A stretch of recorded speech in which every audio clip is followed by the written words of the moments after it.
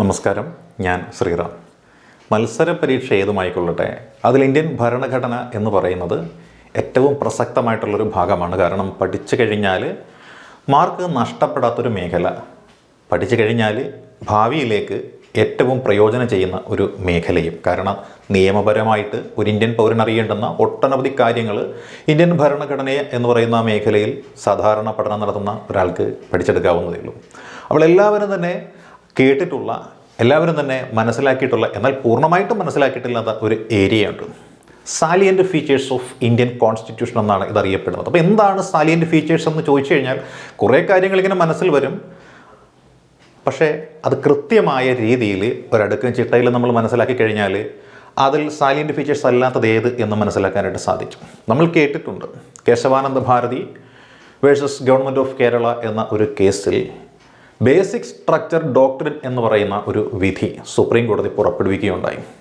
അതായത് പാർലമെൻറ്റിന് ഇന്ത്യൻ ഭരണഘടനയിൽ പ്രത്യേകിച്ച് മൗലികാവകാശങ്ങളിൽ ഉൾപ്പെടെ എന്ത് മാറ്റം വരുത്തുവാനും അധികാരമുണ്ടെന്നും, പക്ഷെ അങ്ങനെ വരുത്തുന്ന മാറ്റം എന്ന് പറയുന്നത് ഭരണഘടനയുടെ അടിസ്ഥാന ഘടനയെയും തത്വത്തെയും തകർക്കുവാൻ പാടില്ല എന്നുമുള്ളതായിരുന്നു ആ ബേസിക് സ്ട്രക്ചർ ഡോക്ട്രിൻ എന്നതിൻ്റെ പൂർണ്ണമായ അർത്ഥം. അപ്പോൾ എന്താണ് ഈ ബേസിക് സ്ട്രക്ചറിൽ ഉൾപ്പെടുന്നത് എന്ന് സുപ്രീം കോടതി ഒട്ട് വെളിവാക്കിയിട്ടില്ല താനും. അതുകൊണ്ട് തന്നെ salient features of the constitution എന്ന രീതിയിൽ നമ്മൾ ഈ പറയുന്നതെല്ലാം ബേസിക് സ്ട്രക്ചറിൽ ഉൾപ്പെടുന്നതാണ്. ഇതുമായി ബന്ധപ്പെട്ടുകൊണ്ട് ഭേദഗതികൾ വരുത്തുമ്പോൾ പാർലമെൻറ്റ് കുറെ കൂടി ഗൗരവതരമായിട്ട് ചിന്തിച്ചതിന് ശേഷം മാത്രം ചെയ്യണമെന്നാണ് അതുകൊണ്ട് അർത്ഥമാക്കുന്നത്. അപ്പോൾ എന്തെല്ലാം കാര്യങ്ങളാണ് salient features of the Indian constitution എന്നതിൽ നമുക്ക് മനസ്സിലാക്കാൻ സാധിക്കുന്നത് എന്നുകൂടി ഒരു കാര്യം. ഇതിൽ പറഞ്ഞിട്ടുള്ള ചില കാര്യങ്ങളെങ്കിലും ബേസിക് സ്ട്രക്ചർ ഡോക്ട്രിനിൽ ഉൾപ്പെട്ടിട്ടുള്ളതാണ്. അപ്പോൾ ഇതിൻ്റെ ചരിത്ര വശം തൊട്ട് നമ്മൾ നോക്കിയാൽ നമുക്ക് മനസ്സിലാക്കാൻ പറ്റുന്ന കാര്യങ്ങളുണ്ട്. ആദ്യമായിട്ട് നമ്മൾ നോക്കിയാൽ ലെങ്തിയസ്റ്റ് റിട്ടേൺ കോൺസ്റ്റിറ്റ്യൂഷൻ എന്നാണ് അറിയപ്പെടുന്നത്, അല്ലേ? Lengthiest return constitution. അതായത് ഇന്ന് ലോകത്ത് നിലനിൽക്കുന്ന എഴുതപ്പെട്ട ഭരണഘടനകൾ എടുത്ത് നോക്കിക്കഴിഞ്ഞാൽ ഏറ്റവും ബൃഹത്തായ ഭരണഘടന എന്ന് പറയുന്നത് നമ്മുടെ ഇന്ത്യൻ ഭരണഘടനയാണ്. എഴുതി തീർക്കുവാനായിട്ട്, അംഗീകരിച്ച് കിട്ടുവാനായിട്ട് 2 വർഷവും 11 മാസവും 18 ദിവസവും എടുത്ത ഒരു ഭരണഘടനയാണിത്. അത് എലിഫൻ്റ് സൈസ് എന്നാണ് ആളുകൾ ഇതിനെ കളിയാക്കിപ്പോലും വിളിച്ചിരുന്നത് എന്ന് നമുക്ക് മനസ്സിലാക്കാൻ സാധിക്കുന്നതാണ്. അപ്പോൾ ഇതിൻ്റെ സൈസ് എന്ന് പറയുന്നത് വളരെ പ്രധാനപ്പെട്ടതായിരുന്നു. അതായത് എഴുതപ്പെട്ടിട്ടുള്ള ഭരണഘടനയിൽ ഏറ്റവും വലിയ ഭരണഘടന എന്നുള്ളതാണ് ഇതിൻ്റെ ഒന്നാമത്തെ പ്രസക്തി എന്ന് പറയുന്നത്. ഇനി രണ്ടാമത്തേത് നമ്മൾ നോക്കിയിരുന്നതായിരിക്കാം ഡ്രോൺ ഫ്രം വേരിയസ് സോഴ്സസ് എന്നാണ് പറയുന്നത്. കാരണം ഇന്ത്യൻ ഭരണഘടന തയ്യാറാക്കുന്ന സമയത്ത് 60ഓളം രാജ്യങ്ങൾക്ക് അന്ന് ഭരണഘടന നിലവിലുണ്ടായിരുന്ന ആ 60ഓളം രാജ്യങ്ങളുടെ ഭരണഘടന എടുത്ത് പഠിച്ചതിൽ നിന്നും കൊള്ളാവുന്ന കാര്യങ്ങൾ നമ്മൾ സ്വാംശീകരിച്ചെടുത്തു. അതുകൊണ്ട് തന്നെ ഇന്ത്യൻ ഭരണഘടനയെക്കുറിച്ച് വിമർശിച്ച വിമർശകന്മാർ പറഞ്ഞ കാര്യം മറ്റൊന്നുമല്ല, it's A bag of borrowings എന്നാണ് പറഞ്ഞിരിക്കുന്നത്. അതായത് കടം വാങ്ങിച്ച ഒരു ഭാണ്ഡക്കെട്ടാണ് ഇന്ത്യൻ ഭരണഘടന എന്ന രീതിയിൽ എന്തിട്ടുണ്ട് കളിയാക്കിയിട്ടുകൊണ്ട് ആളുകളെന്ന് പറയുന്നത്. അതിന് അംബേദ്കർ നൽകിയൊരു മറുപടിയുണ്ട്. അംബേദ്കർ നൽകിയത് എന്താണ്? ഇന്ത്യൻ ഭരണഘടന എന്ന് പറയുന്നത് എന്താണ്? അതിന് 3 ഭാഗങ്ങളുണ്ട്. ഒന്ന് സ്ട്രക്ചറൽ പാർട്ടുണ്ട്, മറ്റൊന്ന് ഫിലോസഫിക്കൽ പാർട്ട് അല്ലെങ്കിൽ മോറൽ പാർട്ട് എന്ന് പറയുന്നതുണ്ട്, മൂന്നാമത്തേതെന്ന് പറയുന്നത് പൊളിറ്റിക്കൽ പാർട്ടാണ്. ഈ സ്ട്രക്ചർ നമ്മൾ നോക്കിയാൽ ആ സ്ട്രക്ചറൽ പാർട്ട് എന്ന് പറയുന്നത് നമ്മൾ കടം കൊണ്ടിരിക്കുന്നത് 1935 ഗവൺമെൻറ് ഓഫ് ഇന്ത്യ ആക്ടിനെ ബേസ് ചെയ്തിട്ടാണ്. അതുകൊണ്ടാണ് ആ 1935 ഗവൺമെൻറ് ഓഫ് ഇന്ത്യ ആക്ടിൻ്റെ ബ്ലൂ പ്രിൻ്റ് എന്ന രീതിയിൽ ഇതറിയപ്പെടുന്നത്. പിന്നെ രണ്ടാമത് നമ്മൾ നോക്കിയാൽ മൊറാലിറ്റിയെയും എത്തിക്സിനെയും എല്ലാം സംബന്ധിക്കുന്ന ഒരു ഫിലോസഫിക്കൽ പാർട്ട് എന്ന രീതിയിൽ ഉൾപ്പെടുത്തിയിരിക്കുന്നതാണ് ഫണ്ടമെൻ്റൽ റൈറ്റ്സ്, അല്ലേ? അതേപോലെ തന്നെ നമ്മുടെ മാർഗനിർദ്ദേശക തത്വങ്ങൾ ഇതെല്ലാം ഉൾപ്പെടുന്ന ഭാഗമാണ് നമ്മൾ പറഞ്ഞ ഫിലോസഫിക്കൽ പാർട്ട് എന്ന് പറയുന്നത്.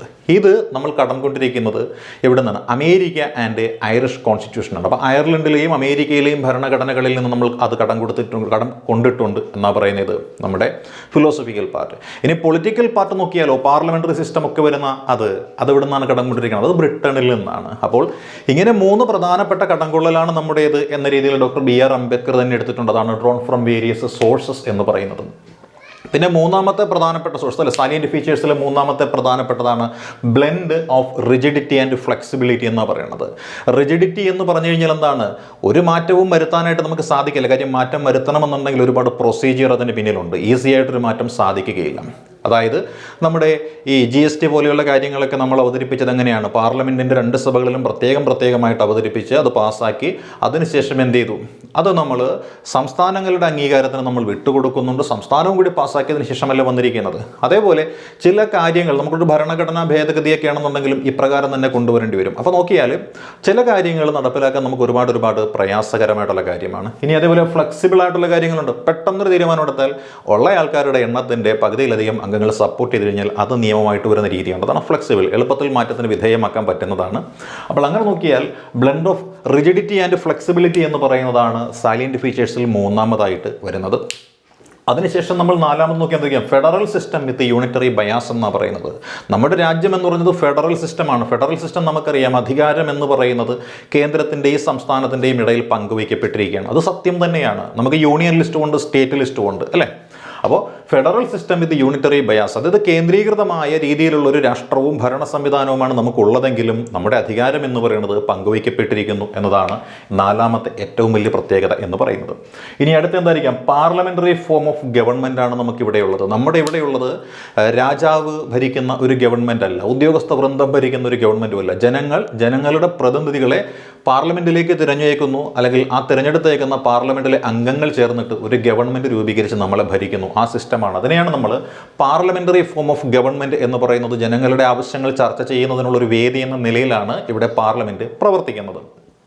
ഇനി അടുത്ത 6ാമത്തെ പോയിന്റ് എന്ന് നോക്കിയാൽ synthesis of parliamentary sovereignty and judicial supremacy എന്നാണ് പറയുന്നത്. നമ്മൾ നോക്കിയാൽ സിന്തസിസ് ഓഫ് പാർലമെന്ററി സോവറിറ്റി, പാർലമെന്റിന്റെ ഒരു പരമാധികാരമുണ്ട്. കാരണം പാർലമെന്റിനാണല്ലോ നിയമങ്ങൾ നിർമ്മിക്കുവാൻ അധികാരമുള്ളത്.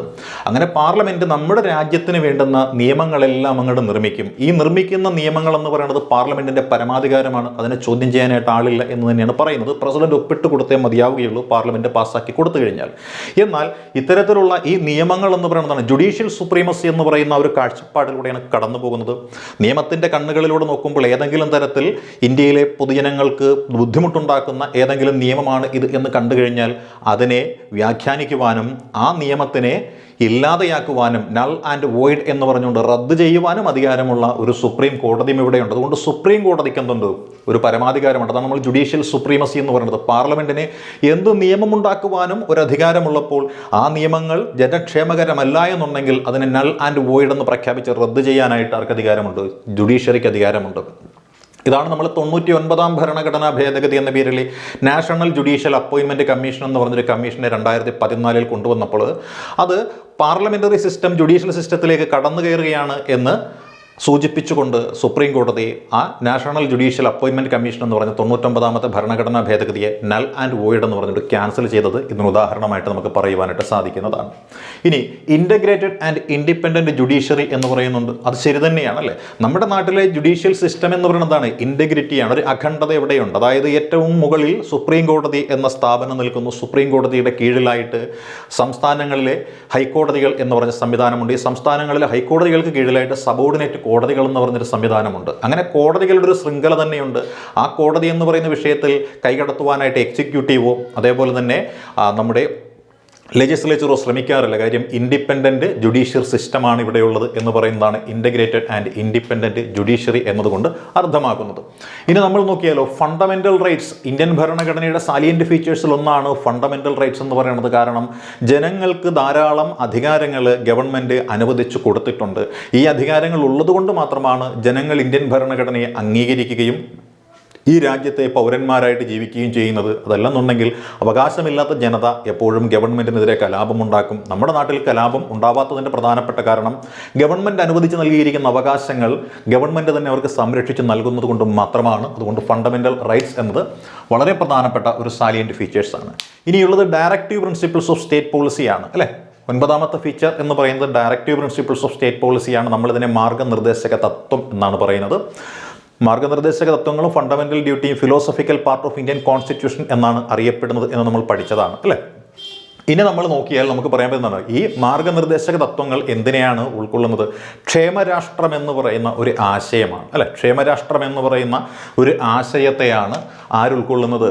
ഈ directive principles of state policy ഉൾക്കൊള്ളുന്നത്. അത് നമ്മുടെ എന്നതിന് ഒന്നാണ്, സാലിയൻറ്റ് ഫീച്ചേഴ്സിൽ ഒന്നായിട്ട് കണക്കാക്കുന്ന ഒന്നാണ്. പിന്നീടുള്ളത് ഫണ്ടമെൻ്റൽ ഡ്യൂട്ടീസ് ആണ്, അല്ലേ? അവകാശങ്ങൾ ഗവൺമെൻറ്റിൽ നിന്നും നേടിയെടുക്കുന്ന പൗരന്മാർ ഒരു രാഷ്ട്രത്തിലുണ്ടെങ്കിൽ തിരിച്ച് ആ രാഷ്ട്രത്തിനോട് കൂറു പുലർത്തണമെന്നൊരു വ്യവസ്ഥയുണ്ട്. അത്തരത്തിൽ ഓരോ പൗരനും അവൻ്റെ മാതൃരാജ്യത്തോട് കൂറുള്ളവരായിരിക്കണമെന്ന് വ്യവസ്ഥ ചെയ്യുന്ന ഒന്നാണ് ഫണ്ടമെൻ്റൽ ഡ്യൂട്ടീസ് എന്ന് പറയുന്നത്. അവകാശങ്ങൾ മാത്രമല്ല, ഓരോ പൗരനും അവൻ്റേതായിട്ടുള്ള കടമകളും കൂടി നിർവഹിക്കണമെന്ന് അനുശാസിക്കുന്ന ഭാഗമാണ് ഫണ്ടമെൻ്റൽ ഡ്യൂട്ടീസ് എന്ന് പറയുന്നത്. ഇനി ഏറ്റവും പരമപ്രധാനമായിട്ടുള്ള ഒരു കാര്യം 11ാമത്തെ പോയിന്റ്, സാലിയൻറ്റ് ഫീച്ചേഴ്സിൽ 11ാമത്തതാണ് യൂണിവേഴ്സൽ അഡൽട്ട് ഫ്രാഞ്ചൈസി എന്ന് പറയുന്നത്. അതായത് സാർവത്രിക പ്രായപൂർത്തി വോട്ടവകാശം എന്ന് പറയുന്നത് ഇന്ത്യയിലെ എല്ലാ ജനങ്ങൾക്കും അനുവദിച്ചു കൊടുത്തിട്ടുള്ള ഒന്നാണ്. നിയമനിർമ്മാണ പ്രക്രിയയിൽ പങ്കാളികളാകുന്നതിന് വേണ്ടിയിട്ട് ജനപ്രതിനിധികളെ തിരഞ്ഞെടുത്തേക്കുവാൻ ഓരോ പൗരനും ഉത്തരവാദിത്വമുണ്ടെന്നും ആ ഉത്തരവാദിത്വം ഭംഗിയായി നിർവഹിക്കുവാനായിട്ട് ഗവൺമെൻറ് അവനെ അനുവദിച്ചിരിക്കുന്നതാണ് അവൻ്റെ പ്രായപൂർത്തി വോട്ടവകാശം എന്ന് പറയുന്നത്. അപ്പോൾ അതും സാലിയൻറ്റ് ഫീച്ചേഴ്സിൽ ഒന്ന് തന്നെയാണ്. ഇനി അടുത്ത് നോക്കിയാൽ സെക്കുലർ സ്റ്റേറ്റ് എന്നാണ് പറയുന്നത്. നമ്മുടെ രാജ്യമായ ഇന്ത്യയിൽ ഒരുപാട് മതങ്ങളുണ്ട്, ഒരുപാട് ജാതികളുണ്ട്, ഒരുപാട് ഉപജാതികളുണ്ട്, ഗോത്രങ്ങളും വർഗ്ഗങ്ങളും വർണ്ണങ്ങളുമുണ്ട്. പക്ഷേ എന്നിരുന്നാലും ഏതെങ്കിലും ഒരു മതത്തിൻ്റെയോ ഏതെങ്കിലും ഒരു ഗോത്രത്തിൻ്റെയോ ജാതിയുടെയോ രാഷ്ട്രമായിട്ട് ഇന്ത്യയെ പറയുന്നില്ല. കാരണം ഇന്ത്യൻ ഭരണഘടന പറയുന്നുണ്ട് ഇന്ത്യ ഒരു സെക്കുലർ സ്റ്റേറ്റാണ്. ഇന്ത്യ എന്നത് ഒരു മതേതര സ്റ്റേറ്റാണ്. സെക്കുലർ എന്ന പദത്തിൻ്റെ അർത്ഥം തന്നെ സർവ്വധർമ്മ സമഭാവന എന്നാണ്. എല്ലാ മതങ്ങൾക്കും തുല്യമായ പരിഗണനയും എല്ലാ മതങ്ങൾക്കും തുല്യമായ ആദരവും നൽകുന്ന ഒരു രാഷ്ട്രമായിരിക്കും നമ്മുടേത് എന്ന് ഇന്ത്യൻ ഭരണഘടനയിലെ 1976 42ാമത്തെ ഭരണഘടനാ ഭേദഗതിയായ മിനി കോൺസ്റ്റിറ്റ്യൂഷനിൽ പ്രിയാമ്പിൾ ഭേദഗതി ചെയ്തുകൊണ്ട് സെക്കുലർ എന്നൊരു പദം എഴുതി ചേർത്തതും നമ്മളുടെ ഓർമ്മയിൽ വരേണ്ടതാണ് ഈ സന്ദർഭത്തിൽ. ഇനി വീണ്ടും നമ്മൾ നോക്കിയാൽ സിംഗിൾ സിറ്റിസൺഷിപ്പ് എന്ന് പറഞ്ഞൊരു കോൺസെപ്റ്റ് ഉണ്ട്. നമ്മൾ ഫെഡറലിസത്തിൽ വിശ്വസിക്കുന്ന ആൾക്കാരാണ്, സംസ്ഥാനവും കേന്ദ്രവും എന്ന രീതിയിൽ ഭരിക്കപ്പെടുന്ന ആൾക്കാരാണ്. എന്നാൽ അമേരിക്കയിലെ പോലെ ഈ സംസ്ഥാനങ്ങളിൽ ജീവിക്കുന്ന ആളുകൾക്ക് ആദ്യം സംസ്ഥാനത്തിലെ പൗരൻ എന്ന സ്ഥാനവും അതിനുശേഷമാണ് അവൻ അമേരിക്കൻ പൗരനാകുന്നതും എന്ന ഒരു സിസ്റ്റം അല്ല നമ്മൾ കടം കൊണ്ടിരിക്കുന്നത്. നമ്മൾ നാനാത്വത്തിൽ ഏകത്വമാണ്. നമ്മൾ പല സംസ്ഥാനങ്ങളിൽപ്പെട്ടവരാണെങ്കിലും പല ഗോത്രങ്ങളിൽപ്പെട്ടവരാണെന്നുണ്ടെങ്കിൽ നമ്മൾ ഇന്ത്യനാണ് എന്നൊരു കോൺസെപ്റ്റിൻ്റെ അടിസ്ഥാനത്തിൽ നമുക്ക് ഇന്ത്യൻ പൗരത്വം എന്നുള്ള ഏക പൗരത്വം മാത്രമേ ഉള്ളൂ. ആ ഏക പൗരത്വം എന്നുള്ള കോൺസെപ്റ്റ് തന്നെ നമ്മൾ കടമെടുത്തിരിക്കുന്നത് ബ്രിട്ടനിൽ നിന്നുമാണ് എന്നതും ഈ അവസരത്തിൽ ഓർക്കേണ്ടതാണ്. അടുത്തത് ഇൻഡിപെൻഡൻറ്റ് ബോഡീസ് ആണ്. നമ്മൾ ഭരണഘടനാപരമായിട്ട് പല സ്ഥാപനങ്ങളും ഇവിടെ സ്ഥാപിച്ചിട്ടുണ്ടെങ്കിലും സ്വതന്ത്രമായ അധികാരമുള്ള ഒട്ടനവധി സ്ഥാപനങ്ങൾ ഇവിടെയുണ്ട്. അത്തരത്തിലുള്ള പ്രധാനപ്പെട്ട അധികാരമുള്ള, അതായത് വളരെയധികം അധികാരങ്ങളുണ്ട്, സ്വതന്ത്രമായിട്ട് നിർവഹിക്കേണ്ടതാണ്. അതിൽ ആരും തന്നെ കൈകടത്തുവാനായിട്ട് വരികയില്ല നേരാമണ്ണം പ്രവർത്തിച്ചു കഴിഞ്ഞാൽ. അതിലൊന്നാണ് ഇലക്ഷൻ കമ്മീഷൻ എന്ന് പറയുന്നത്. ഇലക്ഷൻ കമ്മീഷൻ ഒരു ഇൻഡിപെൻഡൻറ്റ് ബോഡിയാണ്. UPSC union public service commission ഒരു ഇൻഡിപെൻഡൻറ്റ് ബോഡിയാണ്. കൺട്രോളർ ആൻഡ് ഓഡിറ്റർ ജനറൽ എന്ന് പറയുന്നതും എന്താണ്? ഒരു ഇൻഡിപെൻഡൻറ്റ് ബോഡിയാണ്. ഇത്തരത്തിലുള്ള ഇൻഡിപെൻഡൻറ്റ് ബോഡികളുടെ സ്വാതന്ത്ര്യം ഇന്ത്യൻ ഭരണഘടന അനുവദിച്ച് നൽകിയിട്ടുണ്ടെന്നാണ് ഈ പറയുന്ന ഇൻഡിപെൻഡൻറ്റ് ബോഡീസിനെ പറ്റി നോക്കുമ്പോൾ മനസ്സിലാക്കാൻ സാധിക്കുന്നത്. ഇനി അടുത്തത് എമർജൻസി പ്രൊവിഷൻസ് എന്ന് പറയുന്നതാണ്. നമ്മുടെ രാജ്യം ഒരു പ്രത്യേക സാഹചര്യത്തിൽ ഒരു പ്രത്യേക പ്രതിസന്ധിയെ നേരിടുമ്പോൾ ആ പ്രതിസന്ധിയെ മറികടക്കണമെന്നുണ്ടെങ്കിൽ കടുത്ത ചില തീരുമാനങ്ങൾ എടുത്തേ മതിയാവുകയുള്ളൂ. അത്തരത്തിൽ കടുത്ത തീരുമാനങ്ങൾ എടുക്കുന്നതിന് വേണ്ടിയിട്ട് ഇന്ത്യൻ ഭരണഘടനയുടെ 352ാമത്തെ ആർട്ടിക്കിൾ പ്രകാരം ദേശീയ അടിയന്തരാവസ്ഥ, രാജ്യം മുഴുവനും എമർജൻസി പ്രഖ്യാപിക്കാൻ സാധിക്കും. വൈദേശിക ആക്രമണമോ യുദ്ധമോ സായുധ വിപ്ലവമോ ഇന്റേണൽ ആംഡ് റിബലിയനോ ഉണ്ടായെങ്കിൽ നമുക്ക് അത്തരത്തിൽ നാഷണൽ എമർജൻസി പ്രഖ്യാപിക്കുവാൻ സാധിക്കും. ഇനി അതേപോലെ സംസ്ഥാനങ്ങളിലെ ഭരണഛിദ്രത, അഴിമതി, കെടുകാര്യസ്ഥത ഇവയുണ്ടാവുകയാണെങ്കിൽ രാഷ്ട്രപതി ഭരണം അഥവാ സ്റ്റേറ്റ് എമർജൻസി അഥവാ പ്രസിഡൻഷ്യൽ റൂൾ എന്ന് പറയുന്ന ആർട്ടിക്കിൾ 356 പ്രകാരം നമുക്ക് എന്ത് ചെയ്യാൻ പറ്റും? സംസ്ഥാനത്ത് അടിയന്തരാവസ്ഥ പ്രഖ്യാപിക്കാൻ സാധിക്കും. ഇനി നമ്മുടെ രാജ്യത്തിൻ്റെ സാമ്പത്തിക സ്ഥിരത എന്ന് പറയുന്നത് തകർന്നു പോകുന്നു, രാഷ്ട്രം എന്ന് പറയുന്നത് വലിയ കടക്കെണിയിലകപ്പെട്ടു പോകുന്ന ഒരു ഘട്ടം വന്നു കഴിഞ്ഞാൽ അതിനെ ഫേസ് ചെയ്യുവാൻ വേണ്ടിയിട്ട് സാമ്പത്തിക കാര്യങ്ങളിൽ കടുത്ത നിയന്ത്രണങ്ങൾ പ്രഖ്യാപിക്കുന്ന ഫിനാൻഷ്യൽ എമർജൻസി എന്ന് പറയുന്ന ആർട്ടിക്കിൾ 360 നമുക്ക് പ്രഖ്യാപിക്കാൻ സാധിക്കുന്നതാണ്. അതിനെപ്പറ്റിയാണ് ഈ പറയുന്ന 15ാമത്തെ പ്രൊവിഷനിൽ പറയുന്നതെങ്കിൽ ഈ 16ാമത്തെ പ്രൊവിഷൻ എന്ന് പറഞ്ഞാൽ 3 ടയർ ഗവൺമെൻറ് എന്ന് പറയുന്നു. അതായത് യഥാർത്ഥ ഭരണം ജനങ്ങളിലേക്ക് എത്തണമെന്നുണ്ടെങ്കിൽ അധികാരം വികേന്ദ്രീകരിക്കപ്പെട്ടേ മതിയാവുകയുള്ളൂ. അതുകൊണ്ട് തന്നെ ഏറ്റവും ടോപ്പിൽ കേന്ദ്ര ഗവൺമെൻറ് എന്ന പേരിൽ പാർലമെൻ്ററി ജനാധിപത്യ സമ്പ്രദായത്തിലൊരു ഗവൺമെൻറ് പ്രവർത്തിക്കുന്നുണ്ട്. എന്നാൽ അതിന് താഴെ ജനങ്ങളുടെ ക്ഷേമത്തിന് വേണ്ടിയിട്ട് രണ്ടാമതൊരു തട്ട് വരുന്നുണ്ട്. അതാണ് സ്റ്റേറ്റ് ഗവൺമെൻറ് എന്ന് പറയുന്നത്. സംസ്ഥാനങ്ങളിലെ ജനങ്ങളുടെ പ്രത്യേക താല്പര്യം സംരക്ഷിക്കുവാൻ വേണ്ടിയിട്ട് അതാത് സംസ്ഥാനങ്ങളിലെ ജനങ്ങൾ അതാത് നിയമസഭാ മണ്ഡലങ്ങളിൽ നിന്നും തിരഞ്ഞെടുത്ത ജനപ്രതിനിധികളെ വെച്ചുകൊണ്ടുള്ളൊരു ഗവൺമെൻറ്റാണ് സ്റ്റേറ്റ് ഗവൺമെൻറ് എന്ന് പറയുന്നത്. എന്നാൽ അതിന് താഴെ ഏറ്റവും താഴെത്തട്ടിൽ ഗ്രാസ് റൂട്ട് ലെവലിൽ ഭരണകാര്യ നിർവഹണത്തിന് വേണ്ടിയിട്ട് രൂപീകരിക്കപ്പെട്ടൊരു സംവിധാനമാണ് പഞ്ചായത്തി രാജ് സംവിധാനം അല്ലെങ്കിൽ നഗരപാലിക സംവിധാനം എന്ന് പറയുന്നത്.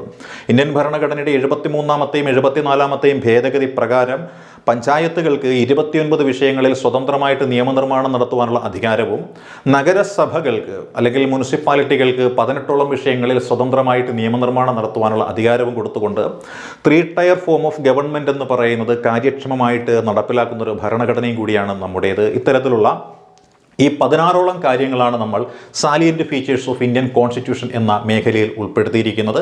ഈ ഒരു മേഖലകൾ ഒഴിവാക്കിക്കൊണ്ട് ഒരു പരീക്ഷയും ഇന്ന് വരെ നടന്നിട്ടില്ല എന്ന് നമ്മൾ മനസ്സിലാക്കുക. ഈ ഒരു മേഖലയിൽ നിന്നായിരിക്കും എപ്പോഴും പബ്ലിക് സർവീസ് കമ്മീഷൻ്റെ ചോദ്യങ്ങൾ ഭരണഘടന എന്നുള്ള ഏരിയ കേന്ദ്രീകരിച്ച് വരിക. അപ്പോൾ ഈ ഒരു കാര്യങ്ങളെ സംബന്ധിച്ച് ആഴത്തിൽ പഠിച്ചിട്ട് പോയി കഴിഞ്ഞാൽ ചോദിക്കുന്ന പരീക്ഷയ്ക്ക് മാർക്ക് നമുക്ക് മുഴുവൻ നേടാൻ സാധിക്കും. അപ്പോൾ എല്ലാ കൂട്ടുകാർക്കും വിജയാശംസകൾ നേർന്നു നിർത്തുന്നു. All the best.